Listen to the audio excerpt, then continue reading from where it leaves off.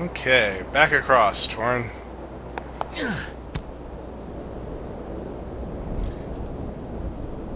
And back down and around. So we have another tile that we need to scrape off, I guess.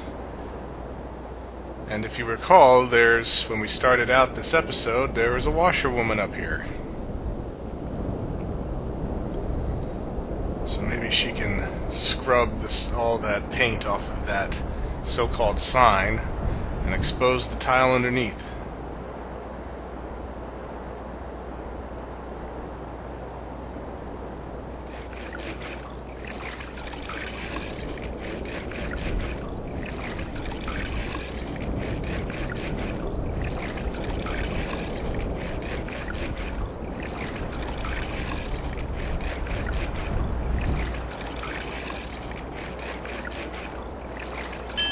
Looks like we got it. Okay. Now we'll head back down to that tree that Torin pointed out a while ago.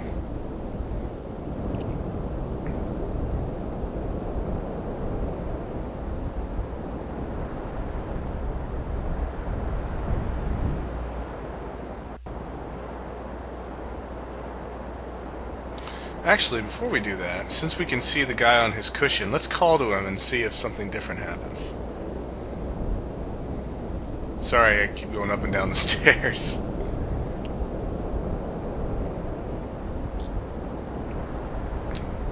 But let's have a shot.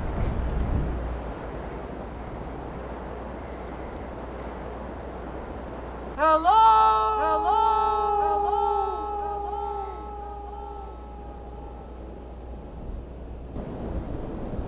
Nope, doesn't even move. I guess he's just too comfortable.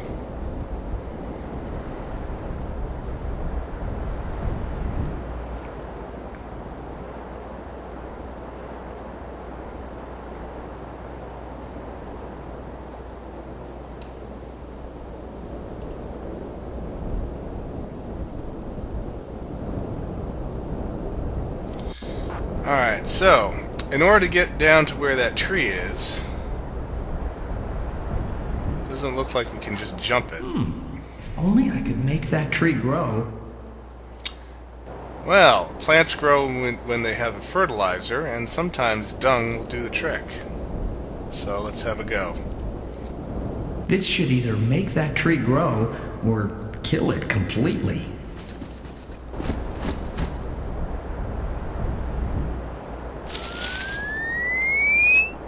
That worked. And finally, at long last, Torin has nothing incredibly stinky in his bag.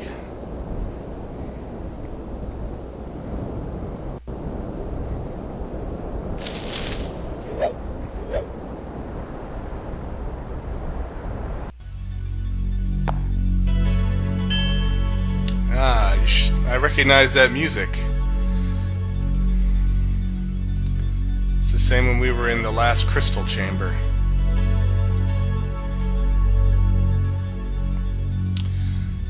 So we see here that there is a 3x3 block thing here. And sure enough, this is where we can put our tiles. I like that this is called tile, formerly known as sign.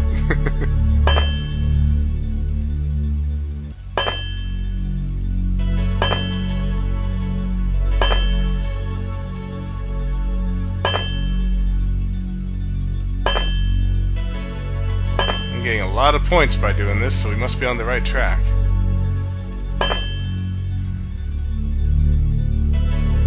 Now, as you can see, we're missing one more. And we don't have any left in our inventory. So I have missed one. So I need to go and find out where I left it. And I believe the last one is with the king, where we saw that it was a tile, and we asked him if we could have it, and he said not without a very good reason. But now that we see where these tiles need to be placed, maybe now the king will accept our reasoning. And yes, I forgot to mention that whenever Torin is off-screen moving around, you can always click the forward button and he'll skip right to the other side of the stairway. So, my apologies, I forgot about that. So, I'll try not to make you watch too many more slowly climbing stairs segments.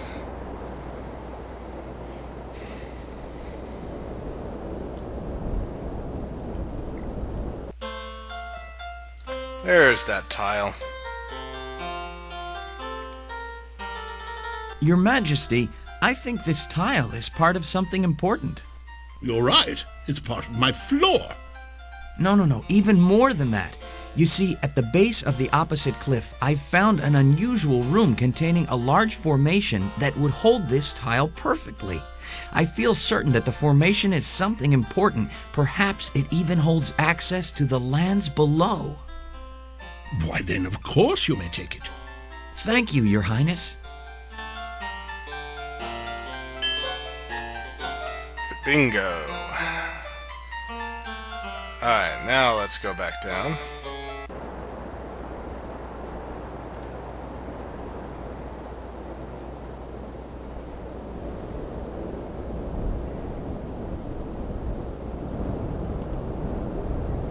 And then down here, you can see that the washerwoman seems to have finally finished her washing.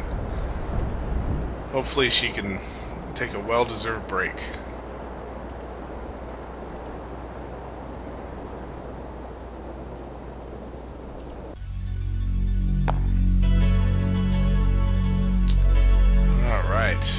Put this final one in. So now we need to rearrange these so that they actually form an image, and you can rotate them as well as just move them around.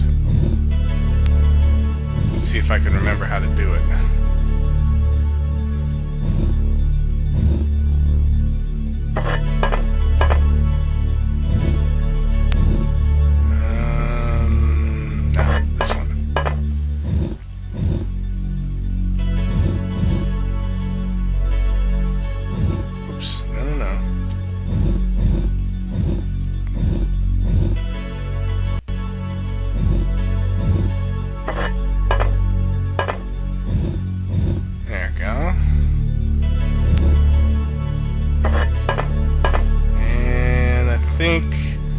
Basically, this is supposed to be a face, if I remember correctly, and I think he has bangs.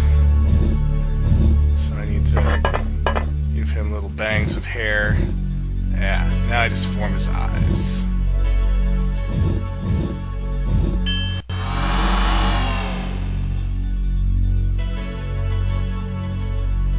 Welcome, traveler. The sacred chamber that lies ahead contains an ancient phenocryst column. For centuries, travelers have journeyed throughout the planet of Strata by means of these columns. Connecting the world within worlds, phenocrysts are able to transmit far more than mere light. Through the use of RSD powder discovered by Tor I in the early Unity period, people now have instant mobility. So step inside and enjoy the latest in phenocryst travel.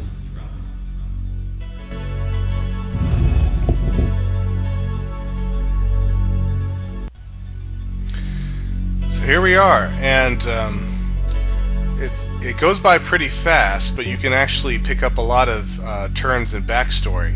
Apparently, during what was called the early Unity period, there was a lot of travel between the worlds. They may have all actually been all of one single kingdom. And that is actually the first in-game reference to this powder, the Ericity powder. And these long crystal pillars that connect the worlds are called phenocrysts. And this would be called a phenocryst chamber. And that actually is how we still have sunlight in this world, even though technically we're below the lands above. Sunlight hits those big crystal mountains in the lands above and channels the light down into all the other nested worlds. thus making them all, able to flourish with plant and animal life. So, interesting way of setting up multi-layered worlds here. So, we have all that we're leaving with here is our bag of powder and the locket that the king and queen told us to give the princess should we ever run into her. So let's go ahead and head further down.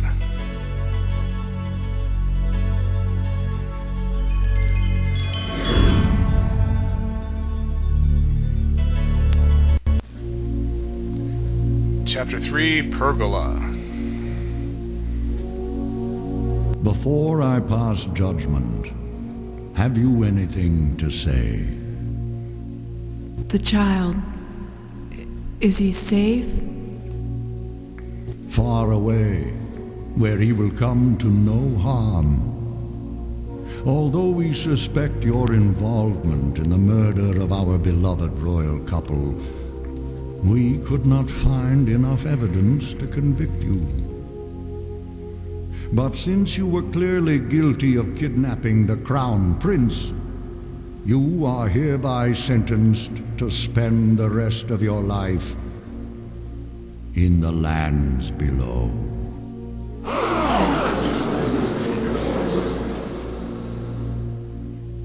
I therefore order an ostracizing collar be fabricated for you and placed around your neck, never to be removed. And should you ever attempt to return to the lands above, the collar will tighten until it chokes you to death.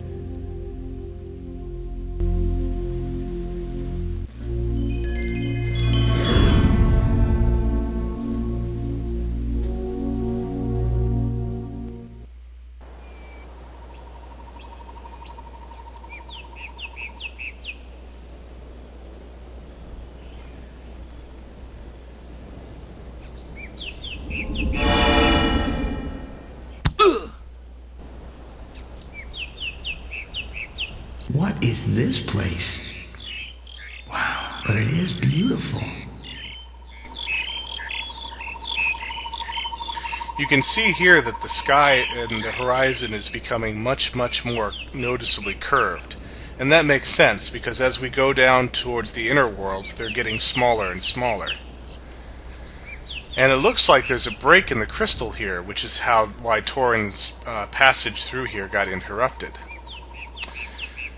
And from the flashback, it looks like the poor nursemaid who saved Torin as a child ended up being at least partially convicted as a co-conspirator. I can't even say it. A co-conspirator with Mr. Evil Villain, which is quite a shame. She seemed innocent, but she was convicted nonetheless. At least we don't have any evidence that she had anything malicious to do in taking Torin away. It looked like it was for his own safety. So the backstory continues. Of course, we'll run into more as we pass through this chapter. Let's see what Torin says about the sky. Looks like rain approaching. I wonder if Boogle can be an umbrella. He probably could.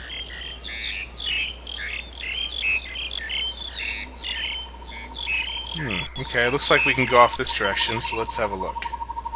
Whoa! Or not. What a fall. What the? Hey, stop that!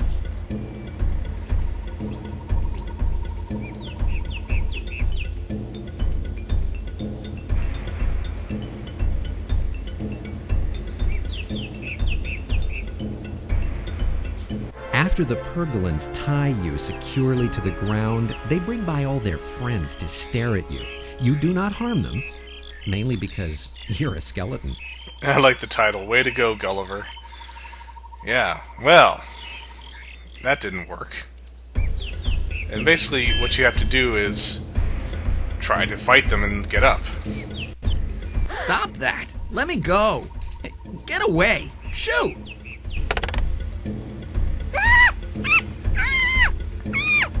Wait, don't be afraid. Hold still. There. On behalf of all Pergolins everywhere, I would like to thank you, Giant, for saving the life of Fairmont. Oh, that's all right. Oh, hey, quit it! No, That's too don't, loud! my ears are Softer, killing will me. ya? Knock it off! Oh, sorry. Ooh, okay. You seem to be a kinder, gentler giant, not like some giants we know. I wonder if you could help us with a problem. But of course. You need some logs moved, rocks realigned? Villages trampled? Much worse. We recently captured another giant, but very different from you. This one will not cooperate at all. What can I do? Perhaps if you talked with it. Well, okay. But are you sure I'll be safe? Follow me.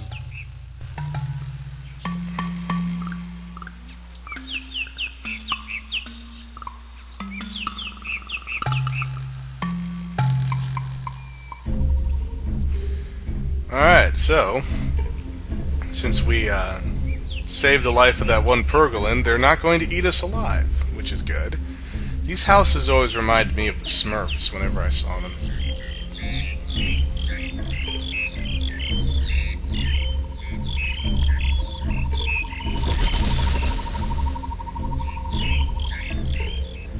That looks like a human woman.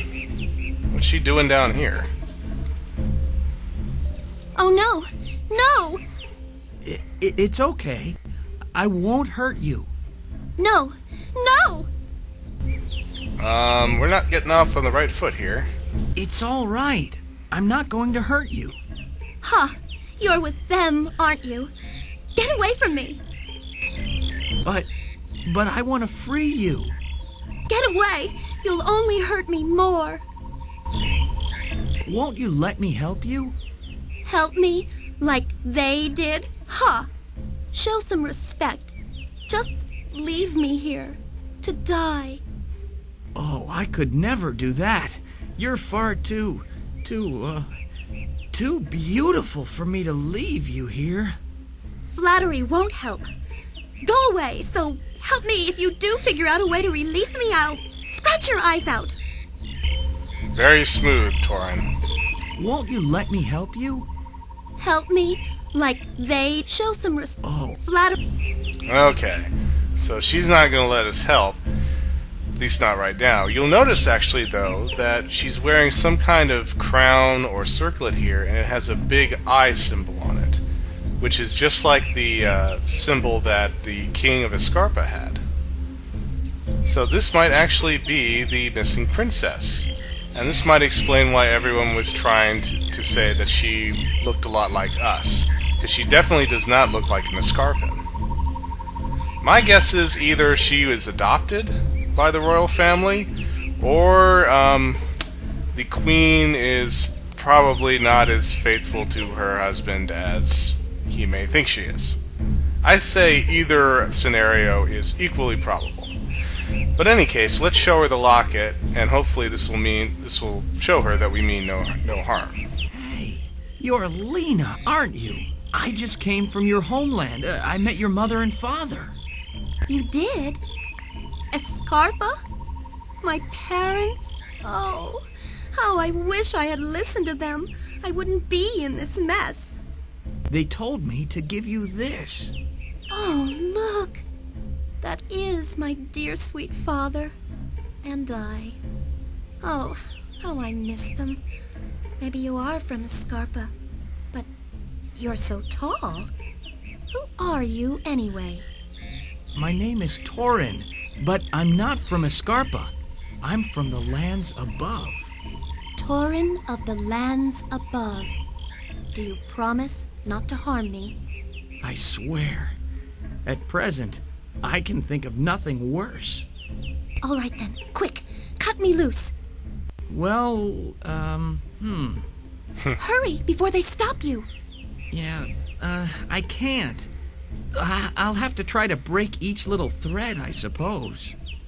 Why? Use your knife. Well, that's just it. I didn't bring a knife. Some hero I am. Well, hold still.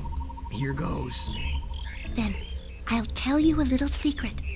All this time, I've had a knife hidden in my boot, but they tied me up before I regained consciousness. On your boot. Okay, let's see if we can find that knife. Lena's knife. Looks sharp enough for our purposes. Now, hold still. I wouldn't want to cut you.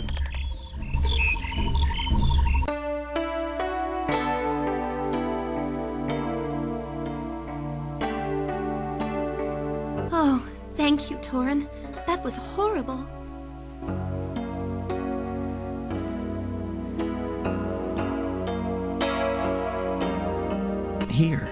Here's your locket.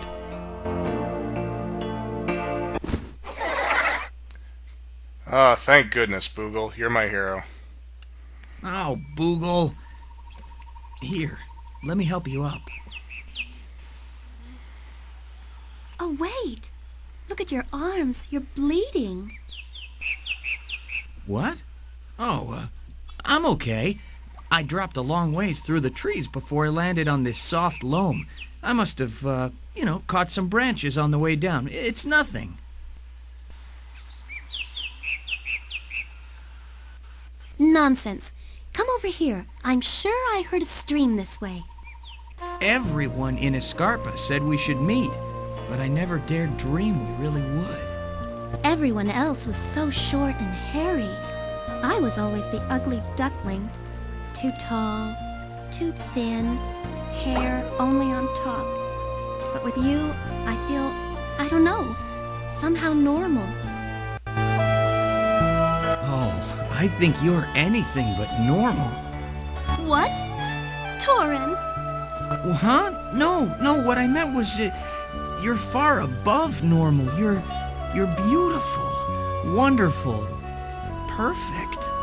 Oh, Torin. But my parents must be worried sick. Well, yeah, they are. They really want you to return home. And my parents, they're still in danger. I must go on. You're right.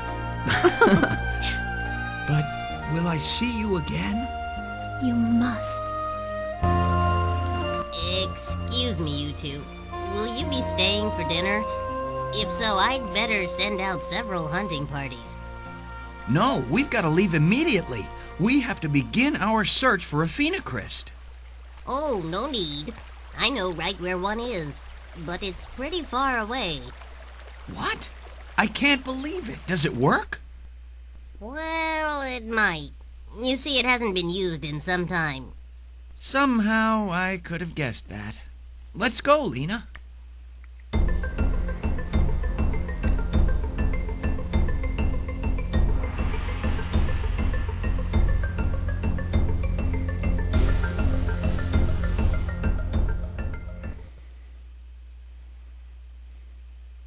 Attention, everyone. This is Torin and his friend Lena. Please give him your attention. They're all yours. But what do I do? Well, that's the problem. No one knows. The phenocryst hasn't been used in generations. Legend has it that when the Ostiaries find perfect harmony, the worlds will open unto them. But even when wearing these ancient sacred robes, they cannot find the way themselves. Can you help them? Oh, boy. Alright, so we come to basically the only puzzle for this particular chapter. This is an extremely short chapter compared to the ones that we've been through before and the ones that come after this. And, yeah, love story, not the strong point of this game. A little bit too sappy and shallow for my taste, but it's supposed to be a really simple fairy tale for a young audience, so I'll give it a little slack, I guess. But in any case, so we need to arrange these Pergolans here, dressed in these robes, in such a way so that they are, as the chief put it, in harmony. And you notice that they all have different styles to their robes. We have green caps here, and the rest are gray. We have some that are wearing gold necklaces, and all the rest are gray. And then we have some that are wearing red belts, and then the rest are gray. And we have some who have blue sleeves, and the rest are gray. So this is basically the only hint we get as to how we should arrange them. So I'm going to try my best and see if I can get this to work. Okay, you step into the center.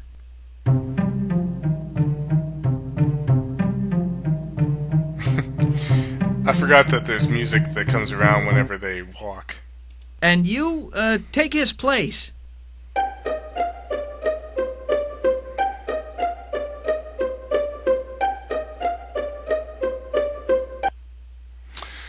And Torin won't be directing himself, directing by calling out commands for the rest of the time now. It'll just be us clicking around.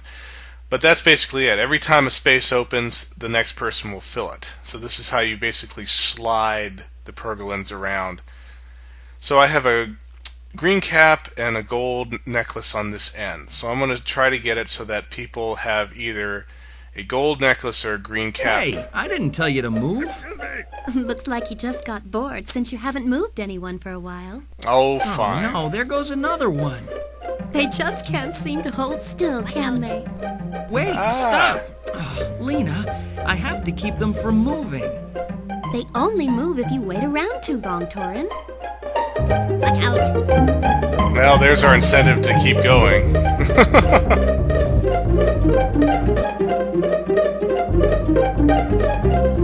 Let's see if I can do this then. I can't very well explain things if they're just going to start moving without me doing anything. Watch out. Let's see. Okay, organize the reds over there. You're in my way! Alright, we're missing... yes.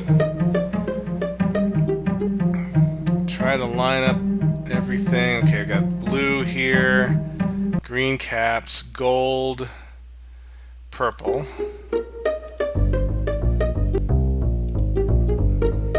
Let's see if this does it. Watch it, please.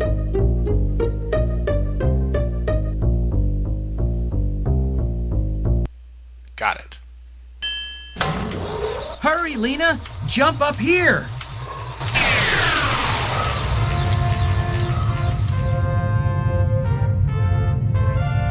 So basically you just have to make sure that they all the same characteristics are lined up